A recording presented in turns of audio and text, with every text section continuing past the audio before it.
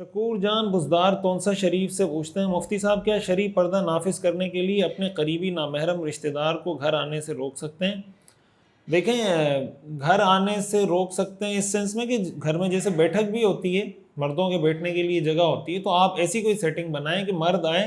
اگر عورتیں آ رہی ہیں تو عورتیں گھر میں چلی جائیں، مرد آ رہے ہیں تو مرد بیٹھک میں بیٹھ جائیں، ایسی کوئی سیٹنگ بنائیں۔ بالکل یہ کہ رشتہ داروں کا گھر میں آپ داخلہ ہی بند کر دیں تو یہ طریقہ بھی مناسب نہیں ہے، اور یہ طریقہ کہ مرد جا کے نامحرم جا کے عورتوں کے ساتھ بیٹھیں یہ طریقہ بھی جائز نہیں ہے۔ تو اس میں بیلنس یہی ہے کہ آپ مردوں کے لیے گھر میں کوئی الگ ایسی سٹنگ ایریا بنا لیں، کوئی بیٹھک بنا لیں، کوئی جگہ بنا لیں،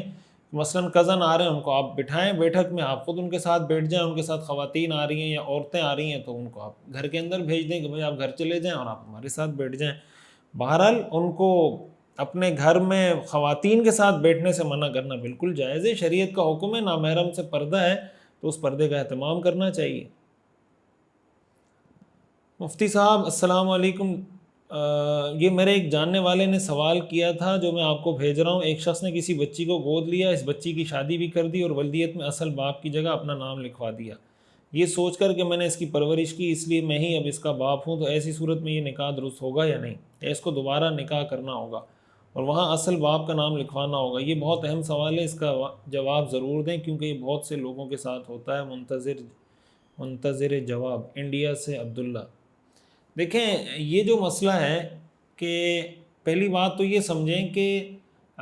والد کی جگہ پرورش کرنے والے کا نام ولدیت کے خانے میں لکھنا یہ شرعی نقطہ نظر سے جائز نہیں ہے۔ قرآن کریم کی صریح آیات ہیں ادعوہم لآبائہم، کہ بچوں کو ان کے حقیقی والد کی طرف نسبت کر کے پکارو، جو اس کا حقیقی والد ہے اس کی طرف نسبت کرو۔ آپ حضرات کے علم میں ہے کہ حضرت زید رضی اللہ تعالیٰ عنہ حضور صلی اللہ علیہ وسلم کے منہ بولے بیٹے تھے، تو ان کو زید بن محمد کہا جاتا تھا۔ قرآن کریم کی آیات اس پر نازل ہوئی کہ زید بن محمد آپ نہیں کہہ سکتے، حضرت زید کی اپنے اصل والد کی طرف نسبت کریں، اس کے بعد لوگوں نے زید بن محمد کہنا چھوڑ دیا۔ تو ایک بات تو یہ سمجھیں، اور حدیث شریف میں اس پر سخت وعید آئی ہے، یعنی ایسے لوگوں کے لیے بہت سخت وعید آئی ہے کہ جو اپنی نسبت اپنے حقیقی والد کے علاوہ کسی اور کی طرف کر رہے ہوتے ہیں۔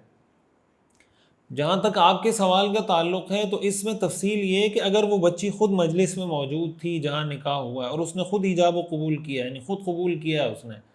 تو ایسی صورت میں تو اگر یہ نام والد کے علاوہ کسی اور کا نام لکھا ہوا تھا پھر بھی کوئی مسئلہ نہیں۔ لیکن اگر وہ بچی خود موجود نہیں تھی، اس کا کوئی وکیل تھا اور اس وکیل نے بچی کا نام لیا اور بچی کے والد کا نام لیا ہے اور اس وکیل نے اس لڑکی کی طرف سے قبول کیا ہے، تو ایسی صورت میں اس کا یہ نکاح نہیں ہوگا،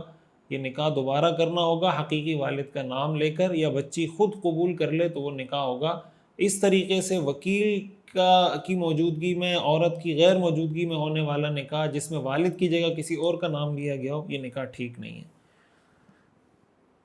مفتی صاحب محترم استاد السلام علیکم ورحمۃ اللہ وبرکاتہ، آداب، بندہ ناچیز آپ کی خیر و عافیت کا امیدوار ہے۔ استاد محترم آپ نے ماشاءاللہ 11 اسباق پر مشتمل کورس کی جو کاوش کی ہے، اللہ تعالیٰ قبول فرمائے، آمین۔ اللہ تعالیٰ آپ کو اور بھی حوصلہ اور ہمت دے، آمین ثم آمین۔ مفتی صاحب میں نے تمام کورس اسباق کا ایک رجسٹر پر لکھ دیے ہیں الحمدللہ، مگر سبق نمبر 4 ثنا کے بارے میں آپ نے فرمایا کہ یہ جنت میں جنتیوں کا کلام ہوگا،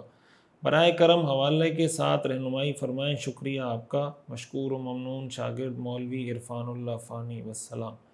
یہ قرآن کریم کی آیت ہے نا کہ دعواہم فیہا سبحانک اللہم وتحیتہم فیہا سلام وآخر دعواہم ان الحمدللہ رب العالمین۔ غالباً سورہ یونس کی 10 نمبر آیت ہے کہ ان کا آپس میں جو کلام ہوگا وہ سبحانک اللہم ہوگا، دعواہم فیہا سبحانک اللہم، ظاہر ثنا اسی سے شروع ہوتی ہے۔ اور مفسرین نے اس کی تفسیر میں لکھا ہے کہ بھئی جب جنتیوں کو کسی چیز کی خواہش ہوگی تو وہ یہ کہیں گے سبحانک اللہم، تو اس کا مطلب یہ ہوگا کہ بھئی ان کو کسی چیز کی طلب ہے، جس چیز کی طلب ہوگی وہ اللہ تعالیٰ کے فرشتے اور